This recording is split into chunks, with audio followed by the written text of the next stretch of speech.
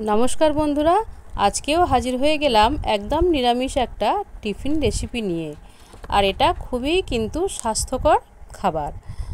এখানে আমি 5 মুঠো আটা নিয়েছি আর স্বাদমতো লবণ দিয়ে দিলাম আর অল্প অল্প জল দিয়ে আমি এটা ভালো করে মাখিয়ে নেব।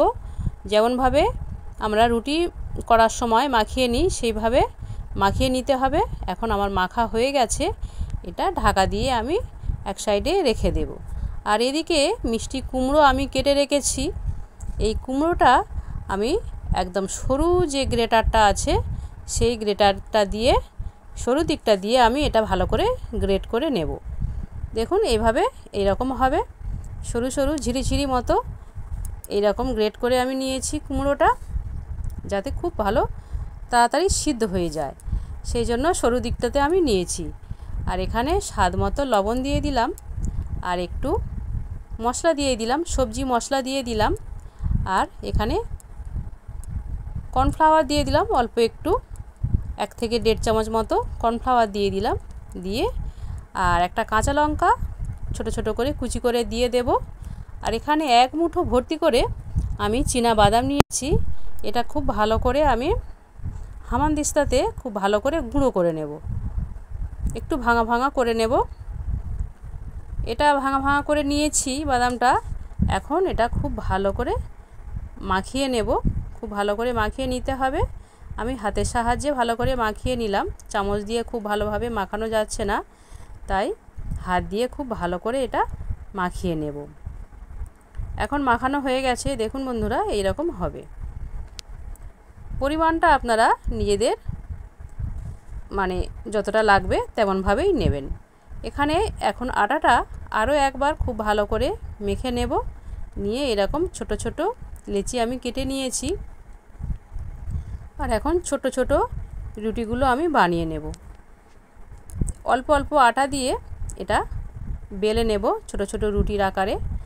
যারা সকালবেলা যাদের বেরোবার তাড়া থাকে তারা যদি এইভাবে টিফিনটা বানিয়ে নেন, খুব কিন্তু মানে তাড়াতাড়ি হয়ে যাবে আর খুব একটা হেলদি আর টেস্টি একটা টিফিন আপনারা খেতে পারবেন সকালবেলা। এটা খুব তাড়াতাড়িও হয়ে যায়, একসাথেই আপনি রুটি আর তরকারির মতো একটা জিনিস পেয়ে যাচ্ছেন একই সাথে।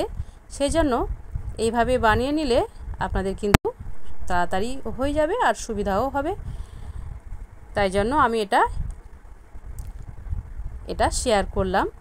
এইভাবে আমি প্রায়শই বানিয়ে থাকি সকালে জলখাবার বা সন্ধ্যের জলখাবারে, এটা মাঝে মধ্যে আমি করি। তো এটা এখন আমি একটা রুটির উপরে কুমড়োটা খুব ভালোভাবে ছড়িয়ে দিয়েছি। এখন আরেকটা রুটি উপর থেকে দিয়ে দিলাম, দিয়ে ধারগুলো একটু চেপে চেপে আমি বসিয়ে দেব যাতে না রুটিটা খুলে যায়। এভাবে চেপে চেপে হাত দিয়ে বসিয়ে দিতে হবে। আঁচটা একদমই হালকা করে রেখে এই কাজটা করে নিতে হবে। তারপরে এক পিঠ ভাজা হয়ে গেলে আর এক পিঠ আমি উল্টে দিলাম। এভাবে এক পিঠ ভাজা হয়ে গেলে আর এক পিঠ উল্টে দেব। এইভাবে উল্টে পাল্টে কিন্তু ভেজে নিতে হবে, তাহলে রুটিটা খুব ভালোভাবে সিদ্ধ হবে আর কুমড়োটাও সিদ্ধ হয়ে যাবে আর কোনো অসুবিধা হবে না। এভাবে ভাজলেই কিন্তু সিদ্ধ হয়ে যাবে, রুটিটাও কাঁচা থাকবে না, ভিতরে যে পাটটা আছে ওটাও মানে খুব ভালোভাবে হয়ে যাবে। এখন একটা রুটি ভাজা হয়ে গেছে, আরও একটা রুটি আমি দিয়ে দিলাম। দিয়ে আবারও খানিকটা এই কুমড়োর যেটা মেখে রেখেছিলাম সেটাও এভাবে ছড়িয়ে দিলাম। দিয়ে আবারও একটা রুটি আমি উপর থেকে ঢাকা দিয়ে দেব। দিয়ে এইভাবে ধারগুলো আমি চেপে চেপে দেব। যদি হাতের সাহায্যে চেপে চেপে না দিতে পারেন তাহলে কাঠের খুন্তি বা চামচ দিয়ে এটা কিন্তু চেপে চেপে দেওয়া যায়, তাহলে আর কোনো অসুবিধা হবে না, হাতে গরমটাও লাগবে না, এভাবে চেপে চেপে দেওয়া যাবে। এটা খুব মানে চটজলদি একটা খাবার, খুব তাড়াতাড়ি হয়ে যায়। সকালে যাদের মানে অফিস তাড়া থাকে বা সকালে বাচ্চা স্কুলে যাওয়ার সময় এগুলো বানিয়ে দেওয়া যায়, খুব তাড়াতাড়ি হয়ে যায়। তো এইভাবে আর একটা রুটি আমি করে নিলাম। আর এখানে উপর থেকে একটু আমি ঘি দিয়ে দেব যাতে আরও সুন্দর খেতে লাগে। বা আপনারা তেল ঘি যাই হোক বা শুধুও ভেজে নিতে পারেন, কোনো অসুবিধা নেই। তেল বা ঘিটা দিলে আরও খুব ভালো খেতে লাগে, সেজন্য আমি একটু ঘি দিয়ে এটা ভেজে নিলাম।